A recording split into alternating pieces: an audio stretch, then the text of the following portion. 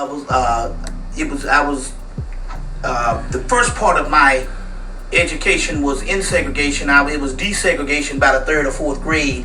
But as we know, in the South, we didn't become really desegregated until somewhere in the 80s, in the Deep South. So raised in segregation, educated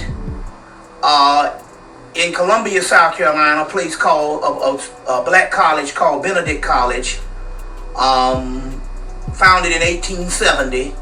Later on, educated in the field of commercial art, fine art, commercial art and fine art at Benedict College. After Benedict College, I was also educated at Clark Atlanta University in Atlanta, Georgia. At that particular time, it was called Clark College. I was able to be on hand when it became Clark Atlanta University in 1988. So I was also educated at Clark Atlanta University. Here again in art, in this particular time, a directed study in computer art, which was a new thing. Now you have all the computer graphics that you have now. I got in on the ground level of computer art at that particular time, dealing with Apple computers. And from then, it was quite primitive compared to what they're doing now. This was in the mid-'80s. So computer art also. And also, I was a shoe designer in New York. So what happened was I left Clark Atlanta University and went to the Avenues of Americas and was working for a guy by the name of Roger Bowman. And I designed shoes for about 2 years, two years for him. Mostly male, high fashion shoes, as well as yes, I was talking about the shoes.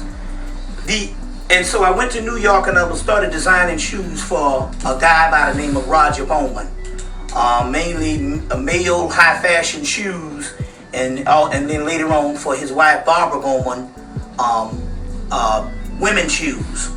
And in the middle of that, somewhere in the mid to late 80s, this influx of black consciousness hit the United States, mainly on the East Coast, but it had a consortium of black scholars that came from all over the United States, and some brothers and sisters from the Caribbean and Africa.